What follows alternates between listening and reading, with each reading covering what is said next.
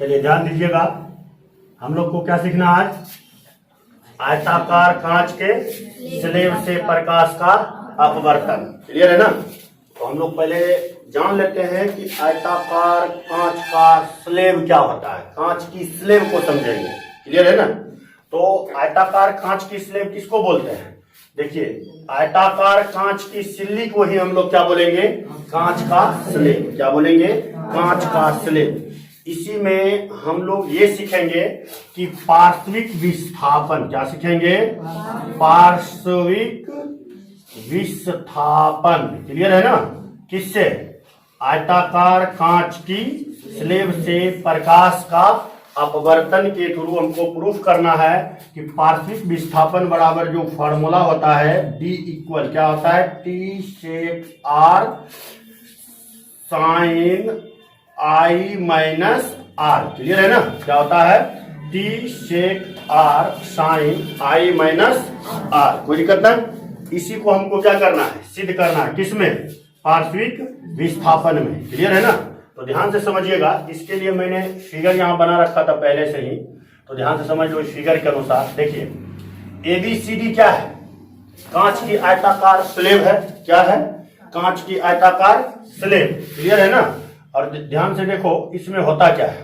पहले हम लोग समझ ये तो जान गए ना कि आयताकार कांच की स्लेब किसको बोलते हैं? स्लेब किसको बोलते हैं? कांच का स्लेब। तो किसको बोलेंगे? आयताकार कांच की सिल्ली को कांच का स्लेब कहा जाता है। क्लियर हो गया? तो इसमें हमको समझना क्या है, तो देखो ABCD क्या है? आयताकार कांच की स्लेब है। क्लियर है ना? तो हम लोग मान लेते हैं, क्या करेंगे? मान लेंगे कि माना ABCD क्या है? एक आयताकार कांच की स्लेब है, जिसकी मोटाई क्या है? T। क्या है? T। ध्यान से देखना, यही कांच की मोटाई से प्रकाश का अपवर्तन डिपेंड करता है कि कांच की मोटाई अधिक होगा तो क्या होगा, कांच की मोटाई कम होगा तो क्या होगा। क्लियर है ना? तो ये डिपेंडेंट किस पर है? कांच की मोटाई पर। समझ रहे ना? पार्श्विक विस्थापन एक बार कांच की स्लेब के मोटाई के समानुपाती होता है या तब होता है जब वह क्या होता है, मतलब I इक्वल जब हम लोग लेंगे कितना? 90 डिग्री। कितना लेंगे?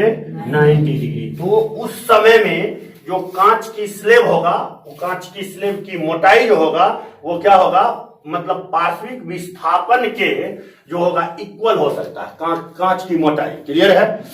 कोई दिक्कत ना? और एक बार हम लोग लेते हैं लंबवत। क्या लेते हैं? लंबवत। लंबवत लेंगे तो उस समय पार्श्विक विस्थापन मेरा क्या हो जाएगा? 0 हो जाएगा। क्या हो जाएगा? 0 हो जाएगा। क्लियर होगा? क्योंकि उस समय आपका I भी आपका आ जाएगा 0 डिग्री और R भी आ जाएगा कितना? 0 डिग्री। तो उस समय जब आप लीजिएगा तो टोटल वैल्यू क्या आएगा? 0 आएगा। तो पार्श्विक विस्थापन आपका क्या आ जाएगा? 0। ये मैं आगे समझाऊंगा आप लोग को बेटर रूप से। पहले हम लोग व्यंजक को देख लेते हैं। क्लियर है ना? तो क्या किए, मान लिए, माना ABCD क्या है? एक आयताकार कांच की स्लेब है। क्लियर है ना? मान लिए ना, जिसकी मोटाई क्या है? T है। ये T मान लिए मोटाई T है। देखिए, स्लेब का ऊपरी सिरा नजर आ रहा है? स्लेब का ऊपरी सिरा क्या है? AB। स्लेब के ऊपरी सिरा AB ले लिए ना। पर प्रकाश की किरण हम कौन गुजारे हैं? PQ। क्या गुजारे? PQ। जो बिंदु Q पर क्या होता है? आपतित होती है ना है जी। देखिए, किरण PQ क्या होता है? Q पर आपतित है। क्लियर है? किसी को कोई परेशानी ना? अब देखिए फिर क्या होता है कि जो कांच के अंदर, देखिए कांच के अंदर यही है ना, लैंग्वेज बनाते जाएंगे। कांच के अंदर QR नजर आ रहा है? देखो ये किरण जो है आपका, ये किरण जो आ रहा है उसी को हम लोग क्या बोल रहे हैं? QR। क्या बोल रहे हैं? QR। नजर आ रहा है? दिशा में क्या होती है? अपवर्तित होती है। देखो कांच के ऊपर जो जैसे आप लोग प्रकाश के परावर्तन में पढ़े थे, प्रकाश के परावर्तन में क्या पढ़े थे? प्रकाश किसी सतह से जब टकरा कर लौटती है तो लौटने वाली किरण को परावर्तित किरण बोलते थे, और जाने वाली किरण को क्या बोलते थे? आपतित किरण। तो यहाँ पर भी तो वही होता है ना, यहाँ सिर्फ चेंज हो जाता है कि यहाँ तो कोई परावर्तन होता नहीं है, कोई किरण परावर्तन है नहीं है। तो आता इधर से भी मानो ऐवे करता है, इधर से भी क्या होता है? ऐवे करता है, नहीं आता है। इसलिए इसको आपतित किरण नहीं बोल करके, परावर्तित किरण नहीं बोल के क्या बोलते हैं? अपवर्तित किरण बोलते हैं। क्या बोलते हैं? अपवर्तित किरण। क्लियर है? तो आप जानते हैं कि जब प्रकाश की किरण विरल माध्यम से सघन माध्यम में आवे तो क्या होता है? वो अभिलंब की ओर थोड़ा मुड़ जाता है, और उस कंडीशन में जो आपका आई होता है, आई एंगल, वो बड़ा होता है किससे? आर से। क्लियर है? किस कंडीशन में? जब प्रकाश की किरण विरल माध्यम से सघन माध्यम में इन करे तो उस समय आपतन कोण क्या होता है? अधिक होता है किससे? अपवर्तन कोण से। नहीं जी, आपतन कोण क्या होता है? अधिक होता है किससे? अपवर्तन कोण से। क्लियर है? तो देखिए यहाँ ध्यान से देखिए, किस दिशा में यह अपवर्तित हुआ? क्यू आर दिशा में। हो गया ना? क्या हुआ? अपवर्तित हुआ, होती है। फिर क्या लिखेंगे? किरण क्यू आर कांच में चलते हुए स्लेब के नीचे की सतह के बिंदु आर, देख रहे हैं ना? क्यू आर दिशा में चलते हुए कांच की स्लेब के नीचे बिंदु कौन है? सीडी है ना जी, सीडी ना है। तो सीडी के बिंदु क्या लेंगे? आर पर क्या होता है? आपतित होती है, फिर ही आपतित होगा ना। क्लियर है ना? तो आपतन के बाद, आपतित होने के बाद ये फिर क्या होगा? कांच से कहां जाएगा? हवा में। देखिए, विरल से सघन, सघन से फिर कहां आएगा? विरल। तो जब सघन से विरल हो तो उस समय किरण क्या होता? अभिलंब से दूर भाग जाता है, नहीं भाग जाता है। तो उस कंडीशन में जो होता है, मैं इससे पहले आपको अपवर्तन के नियम में उस समय में बता दिया था कि भाई देख, जब किरण, आपतित किरण सघन से विरल से सघन में आवे तो वहां क्या होता है? आपतन कोण अधिक होता है और अपवर्तन कोण क्या होता है? कम होता है। जब किरण सघन से विरल में जाए, किसमें जाए? सघन से विरल में, तो वहां क्या होगा? अपवर्तन कोण अधिक होगा किससे? आपतन कोण से। नहीं जी, क्लियर है ना? क्लियर, समझ में आ गया? तो वही यहां होगा। तो जब ये किरण सघन से कहां आ रहा है? विरल में, तो अभिलंब से दूर भागेगा, नहीं भागेगा। तो दूर जो भागा तो ये एंगल मेरा, मैं मान लिया इसको I1, कोई दिक्कत ना, किसी को कोई परेशानी? अब देखिए, तो ये निर्गत हो जाता है। तो मतलब ये क्या हुआ? किस दिशा में निर्गत हुआ? हवा में निर्गत होते हुए RS दिशा में ये क्या होता है? हवा में अपवर्तित होते हुए RS दिशा में ये क्या हो जाता है? निर्गत हो जाता है। क्लियर है? तो इस कंडीशन में ध्यान दीजिएगा कि जो निर्गत किरण किसको बोलते हैं? RS को। क्या किसको बोलेंगे? RS। ये जो किरण मेरा आयन है, यही मेरा क्या होगा?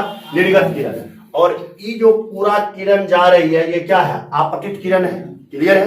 कंफर्म, सब समझ गए? किसी को कोई दिक्कत ना, किसी को परेशानी है? नहीं जी, तो ध्यान से समझिएगा। तो अब यहां हम लोग क्या लेंगे? तो चित्र अनुसार, तो एक चीज और समझ लेना, जब कोई प्रकाश की किरण कांच की स्लेब से आपतित होती है, इससे कांच की स्लेब से आपतित होती है, तो उस समय जो निर्गत किरण होती है ना, वो आपतित किरण के समांतर होता है। क्या होता है? समांतर। तो आप जानते हैं कि जब दो किरण आपस में समांतर हो तो वो एक दूसरे को कभी काटता उठता नहीं है। क्लियर, समझ में आ रहा है ना? तो ये क्या, ये किरण एक दूसरे को काटेगा जी? नहीं काटेगा। तो अब पार्श्विक विस्थापन बोलेंगे किसको? तो याद तो दूगो हो गया, एगो तो दिमाग बैठ गया, एगो निर्गत किरण हुए। निर्गत किरण केना कभी रे? जे विरल माध्यम में मुरले ना, विरल माध्यम में भाग लो, अभिलंब से दूर भाग गया ना। तो देखो, ई इधर भाग गया ना, तो ई किरण, तो इसी को हम बोलते हैं निर्गत किरण। और जो ई सीधा माता है उसको बोलते हैं आपतित किरण। तो भाई जब समांतर है तो बीच का दूरी तो रहेगा ना कुछ।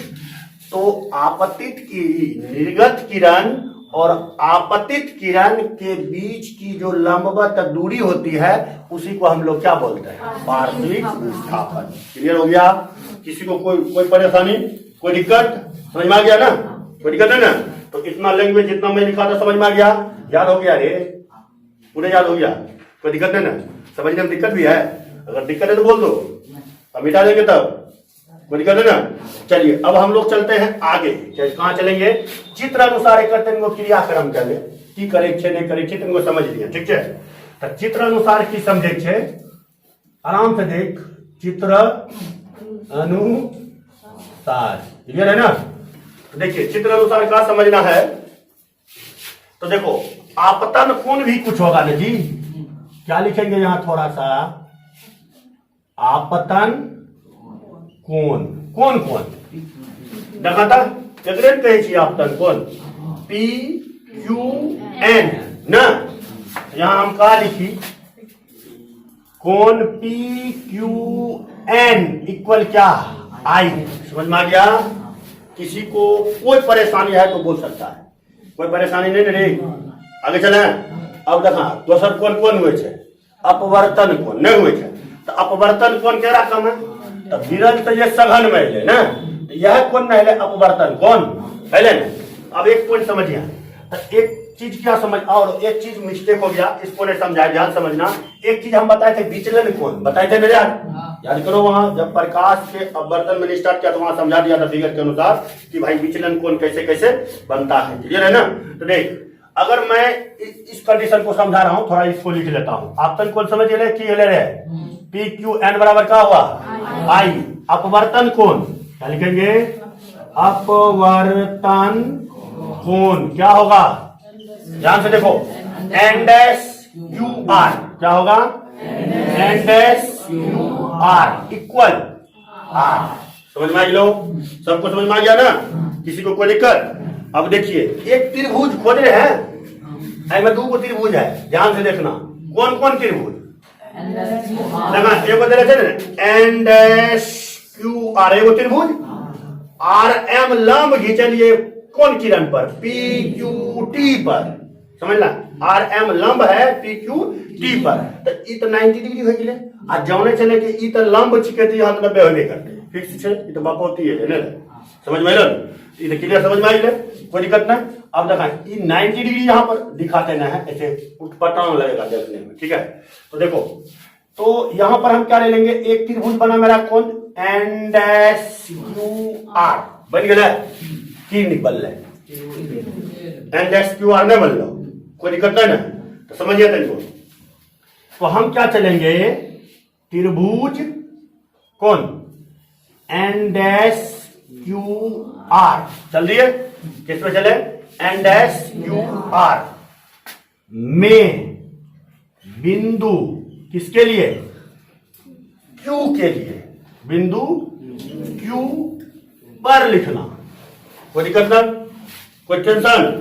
तो देखो ध्यान से पढ़ा है त्रिकोणमिति पढ़ा है जी त्रिकोणमिति नहीं पढ़ा है तो बोलता नहीं है रे लगता है मेरे से खाना पीना खा के नहीं आता है तुम सब देख लो। तो इसमें हम क्या चलेंगे कौन चीज कॉस आर पर जाए की वजह आधार बटा सही है मुझे याद नहीं है। अब देखिए अच्छा ई त्रिभुज में आधार कौन है तो समझिए बहुत सिंपल है कि 90 चले तो 1947 में हम बताए थे जब ट्राइगोनोमेट्री पढ़ा रहे थे मैथ में तो उस समय हम बोल दिए थे कि देख भाई जो जिस न्यून कोण की बात करे उस न्यून कोण के संलग्न भुजा होता है कौन चीज आधार न सीधा वाला भुजा लंब है न्यून कोण के सीधा हम जे इतने बढ़ गए सेंटर वो कौन चीज है लंब नहीं होता है और 90 के जे सीधा हम होते वो कौन चीज है तो मतलब सीधा मतलब बुझे ना सामना बुझे ना तो न्यून कोण के सामने कौन चीज हुए लंब नहीं हुए और 90 के सामने कौन चीज हुए कर तो यहाँ की ध्यान से देखता ई न्यून कोण है लंब नहीं एक संलग्न मतलब जो करीब में है के करीब में चले क्यू एन डैश नहीं है तो यहाँ cos r बराबर जो सूत्र होता है क्यू एन डैश बटे कौन चीज क्यू आर है तो रे समझ गया किसी को कोई परेशानी की बोले ऐसे हो लोग डिब्बा आने कर 34 देखा नहीं पा रहे थे तो बाकाला देखा यहाँ ध्यान से किसी को कोई परेशानी ना कोई दिक्कत। अब आगे देखिएगा अब हम क्या निकालेंगे क्यू आर बराबर क्या होगा भाई ध्यान से देखिए क्यू एन डैश एक चीज ध्यान दिया ए बी जो है ई क्यू एन डैश के बराबर नहीं होगा ना आयताकार है ना तो अब आयत के आमने सामने की भुजा कौन सी होता है बराबर की उत्तम पटल बराबर हुई नहीं समझेगी तो ई जब टी है तो ई भी क्या होगा टी होगा रे तो ध्यान से देखिएगा तो यहाँ थोड़ा हम एक अच्छा रहे तो कोई दिक्कत ना है क्या होगा यहाँ क्रॉस आर इधर लेकर आएंगे ना क्यू आर क्रॉस मल्टीप्लाई करने आता है ना क्रॉस मल्टीप्लाई कीजिएगा तो क्या हो जाएगा देखिए ध्यान से समझिएगा थोड़ा सा तो कॉस आर क्यू आर बराबर क्यू एन डैश क्लियर है किसी को परेशानी ना। अब देखिए क्या होगा अगला पॉइंट तो क्यू आर बराबर क्या हो क्यू एन डैश अपॉन कितना कॉस आर समझ में आ गया किसी को कोई परेशानी है तो 1/cos थीटा 1/cos थीटा बराबर की हो जाए sec थीटा। हाँ ये ना हेलो क्यू आर बराबर। अच्छा एक चीज और ऐसा समझ लेते हैं, देखियो ए बी के जो इक्वल होगा ना भाई, ए बी के ए बी है कि कौन सी है, डी है रे, हाँ डी, तो ए डी नहीं लिखेंगे, ए डी के बराबर क्यू एन डैश होगा, नहीं होगा जी, ए डी के बराबर क्या होगा Q N dash. Confirm A D क्या है टी बराबर टोटल क्या है टी है, तो क्यू एन बराबर भी क्या होगा टी एन होगा रे। अरे राम के बराबर श्याम, तो श्याम के बराबर रामो छे नहीं, तब न बोले सिया रामचंद्र की जाए, बुझल दोनों की बराबर छे, और श्याम कहे छे कृष्ण का। चल ध्यान से देखिए टी बन ना ना, तो क्यू आर बराबर की है तो क्यू एन डैश, तो क्यू एन डैश की निकल गया टी अपॉन क्या होगा cos आर। किसी को कोई परेशानी नहीं, समझ में आ गया। अब चलिए नेक्स्ट पॉइंट में समझिएगा, क्यू आर बराबर देखा टी और cos आर के कोई चीज बोले सेक थीटा 1/cos थीटा, तो सेक थीटा, तो यहाँ कोई चीज बैठ गए टी सेक आर। क्लियर है, कोई दिक्कत किसी को परेशानी ना, एक वो तो टेंशन की हो गया दूर हो गया, किसी को परेशानी हो। अब ये मिटा देते हैं, थोड़ा लैंग्वेज वाला है तो कोई दिक्कत नहीं होना चाहिए, किसी को दिक्कत है नहीं रे।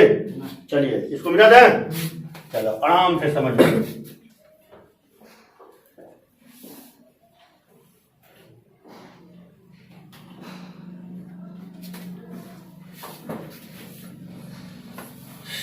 एकरा तोरा मन में क्वेश्चन फर्स्ट की ना, मान लो मन है तो मान लो, न है तो छोड़ दो, उससे कोई दिक्कत, जैसे मन तैसे चलो, टेंशन ना है। फिजिक्स की है, मैथ है, समझ रहे हैं ना। मैथ इतना इजी तो धरती पर कोई सब्जेक्ट ना है हमरे ख्याल से, क्योंकि जिसको जोर घाटा भैंस चराने वाले को देखा है, भैंस चराता है लेकिन उसका दूध बेमानी करके देख लेना तो 1 लीटर मजाल है, तो 1 रुपया 19-20 कर सकता है, संभव ना है। क्यों, गणित का खंड विद्वान आर्यभट्ट के सेकंड नंबर में भैंस चल आता है, समझ रहे हैं ना। तो मैथ में अगर कोई एक्सपर्ट है तो वो तेज यूज न है, अगर एक्सपर्ट होना है तो साइंस में हो ना, तब ना बुझेंगे। वो रट फट के ना कौन जी सामाजिक का, समझ गए ना। क्लियर सब है, आगे चले चलिए समझते हैं। फिर एक चीज को क्या समझो, एक और त्रिभुज खोजो तो बिंदु कंजी पर आर पर, ठीक है। देखिए क्या होगा, एम माने हैं तो आर क्यू एम, तो थोड़ा हम अभी तुरंत बोले थे कि ई कोण के हम चर्चा कर लेते हैं तेलुगु ना। यहां जो लिखे हैं I - R कहां से आता है थोड़ा देख लेते हैं। देखिए इसके लिए मैं एक फिगर बना देता हूं, ये फिगर देख रहे हैं ना, बहुत सिंपल, और ये आप लोग को बता भी चुका हूं मैं एक बार, क्लियर है ना। अगर नहीं समझ में आता है तो वो शॉर्ट वीडियो ये फिगर के बनल है, देख सकता है कि ऐसे ई कौन सी बोलता है, लंबे में बोलता है जी। ई माध्यम क्या है, विरल है ना, और ई माध्यम का है, मान लेते हैं, मानने का तो कुछ लड़की है तो लड़को मान सकता है, कोई बात नहीं। इसको मान लिया विरल, इसको मान लिया क्या, तो सघन में कोनो पानी कांच कुछ मान ले, कोई दिक्कत नहीं है। तो ध्यान दीजिए अब क्या होगा, ई जब ई कौन सी है विरल माध्यम, अब विरल माध्यम से कहाँ जा रहा है, तो किरण करने जाएगा अभिलंब के ओर, इधर जाएगा अभिलंब के ओर, तो अभिलंब किधर है, इधर है कि उधर है, तो इंधन तेल को झुक जाएगा जी, झुक गया। अब देखिए ये एंगल मेरा क्या होगा आई, इसी कंडीशन में मैं आप लोग को बता दिया था कि आई ग्रेटर देन क्या नहीं जी, अर्थात आपतन कोण जो होगा अपवर्तन कोण से क्या होगा, बड़ा होगा। कब, जब किरण विरल से कहां चला जाए, सघन में चला जाए। क्लियर हो गया। देखा एगो सिस्टम समझना कि ई किरण को आना चाहिए था सीधे, और थोड़ा रास्ता अनजान मिल गया तो बेचारा भाग गया, जो भाग गया जी, रास्ता अनजान यही मिल गया। ये तो औना पौना के भागा की विरल माध्यम है भाई, जल्दी जल्दी रफ्तार धरवे करते हैं, पता चल जाए मैं अगले सघन माध्यम है अगले, तो सघन आया तो ये विलंब की ओर झुका, इसको जाना था सीधे, ये थोड़ा की हो गया, मुड़ गया, तो तैन को विचलन हुआ कि नहीं हुआ, मुड़ा ने जी।